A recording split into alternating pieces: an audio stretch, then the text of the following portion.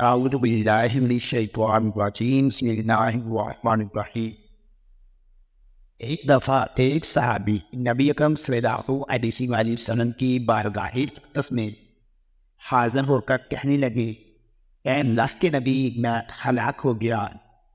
جب نبی کریم صلی اللہ علیہ وآلہ وسلم نے دریافت فرمایا تو صحابی نے عرض کیا کہ میں روزے کی حالت میں تھا کہ میری بیوی گھر سے باہر کسی کام سے جانے لگی۔ جب اس کی بجلیوں پر میری نظر پڑی تو مجھ سے رہا نہ گیا اور میں نے اپنی بیوی سے اپنی حاجت پوری کی۔ تو نبی کریم صلی اللہ علیہ وآلہ وسلم نے اس صحابی سے کیا فرمایا؟ سامعین کرام، آج کی اس ویڈیو میں ہم آپ کو بتائیں گے کہ روزہ کی حالت میں ہم بستری کرنا کیسا عمل ہے۔ اگر کوئی شخص روزہ کی حالت میں ہم بستری کریں گے تو کیا اس کا روزہ ٹوٹ جائے گا یا برقرار رہے گا؟ اور حضور صلی اللہ علیہ وآلہ وسلم نے اس کا کفارہ کیا بتایا ہے؟ ان تمام تر سوالات کے جوابات جاننے کے لیے ویڈیو کو آخر تک ملاحظہ فرمائیں تاکہ کوئی بھی شرعی مسئلہ رہ نہ جائے، کیونکہ یہ ایسے شرعی مسائل ہیں جن کا ہمیں روزمرہ زندگی میں سامنا کرنا پڑتا ہے۔ یہاں پہلے ہمیں آج کے دور پر متوجہ ہونا پڑے گا کہ آج کے دور میں لوگ موبائل ٹیلی ویژن پر بیہودہ تصویریں اور فلمیں دیکھتے ہیں، جس کی وجہ سے ان کو وہ فحش عورتیں اچھی لگنا شروع ہو جاتی ہیں۔ ایسے لوگ اپنی بیوی کو وقت دینے کی بجائے موبائل اور انٹرنیٹ پر زیادہ وقت صرف کرتے ہیں، جس کی وجہ سے یہ مرد اپنی بیویوں کو وقت دینے کی بجائے انٹرنیٹ اور دوسرے بیہودہ ذرائع پر اپنا وقت صرف کرنا شروع کر دیتے ہیں، جس وجہ سے گھروں میں لڑائیاں جھگڑے عام ہونا شروع ہو جاتی ہیں۔ اس طرح مرد اپنی بیویوں سے بیزار ہو جاتے ہیں اور مرد کو جو رغبت اللہ تعالیٰ کی طرف سے حاصل ہوتی ہے وہ رغبت ختم ہو جاتی ہے۔ میاں بیوی میں رغبت کا ختم ہو جانا ان مردوں اور عورتوں کی سزا ہوتی ہے جو بد نگاہی سے پرہیز نہیں کرتے۔ اس کی مثال ایسی ہے جیسے کہ آپ کو باہر کے لذیذ کھانے کا چسکا بن جائے تو آپ کو گھر کی پکائی ہوئی چیز کبھی بھی پسند نہیں آئے گی۔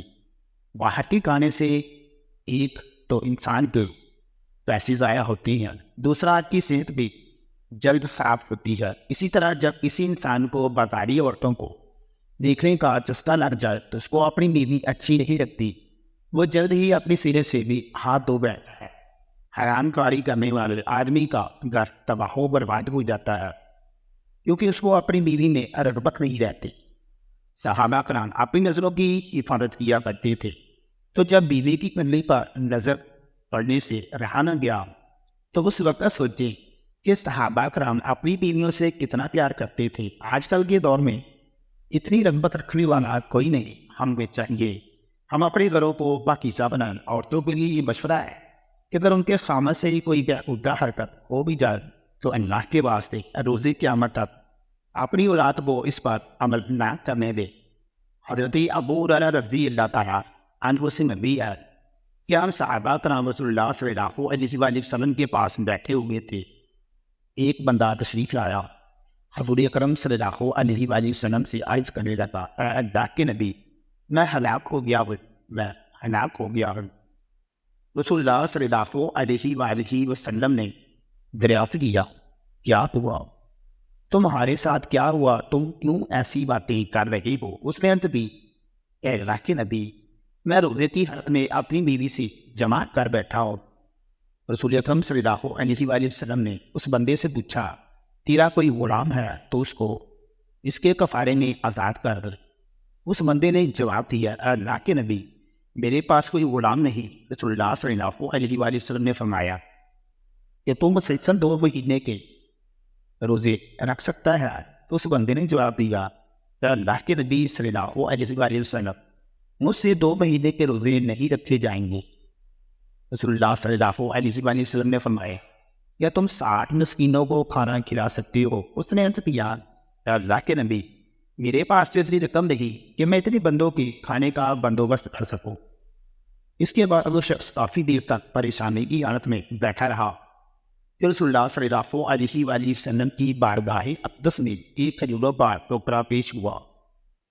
رسول اللہ صلی اللہ علیہ وآلہ وسلم نے دریافت فرمایا کہ وہ سائل کہاں گیا؟ اس بندے نے جواب دیا، جی حضور، میں حاضر ہوں۔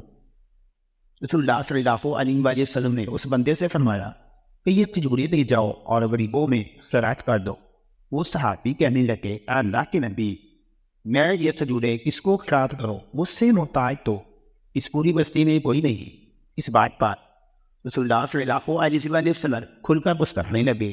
حدیث کے الفاظ ہے کہ حضور اکرم صلی اللہ علیہ وآلہ وسلم اتنا ہنسے کہ آپ کی داڑھی مبارک بھی نظر آنے لگی، اور رسول اللہ صلی اللہ علیہ وآلہ وسلم نے فرمایا، اے بندے، اس کھجوروں کی تھیلے کو اپنے گھر لے جاؤ اور اپنے گھر والوں کو کھلا دے، تیرا کفارہ ادا ہو جائے گا۔ اس واقعے کے بعد اللہ پاک نے وحی نازل کی کہ تمہارے لیے روزوں کی راتوں میں اپنی بیویوں کے پاس جانا حلال کر دیا گیا ہے۔ وہ تمہاری پوشاک ہے اور تم ان کی پوشاک کو اللہ کو معلوم ہے کہ تم اپنے حق میں خیانت کرتے تھے، جو اس نے تمہارے حال پر رحم دیا اور تمہیں معاف فرما دیا۔ بس اب روزوں کی راتوں میں بے شک ان سے مباشرت کیا کرو، اور جو اللہ نے تمہارے لیے لکھ دیا ہے وہی چاہا کرو۔ درج بایا آیت کریمہ میں بڑے واضح انداز سے ماہ صیام میں صرف رات کے بعد میں ہی جماعت کرنے کی اجازت دی گئی ہے۔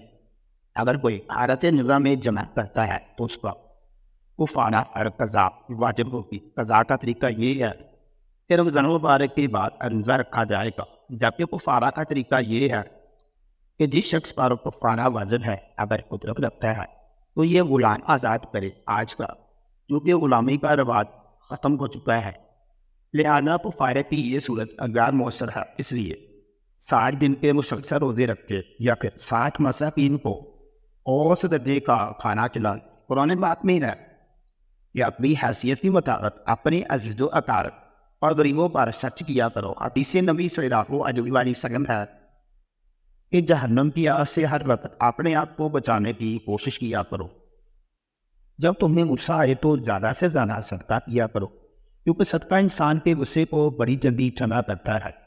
جب انسان سے کوئی غلطی ہو جائے تو اسے چاہیے کہ فوراً سچے دل سے اللہ سے معافی مانگ لے، کیونکہ جب اللہ تم سے ناراض ہوتا ہے تو توبہ کے علاوہ تمہارے پاس اور کوئی راستہ نہیں ہوتا۔ توبہ کے بعد اللہ سے اپنی غلطی کی معافی کروانے میں بس صدقہ ہی کام آتا ہے۔ اس لیے ہمیں چاہیے کہ ہر وقت کسی نہ کسی محتاج کو کچھ نہ کچھ دیتے رہے، جس سے اللہ بھی راضی ہو جائے۔ رسول اللہ صلی اللہ علیہ وآلہ وسلم کا ارشاد مبارک ہے، دوزخ کی آگ سے بچنے کے لیے صدقہ بہترین ذریعہ ہے۔ اگر تمہارے پاس رقم نہیں تو کھجور لو، اس کو 2 حصوں میں تقسیم کر لو، ایک حصہ خود کھا لو اور دوسرے حصے کو کسی محتاج کو صدقہ کر دیا کرو۔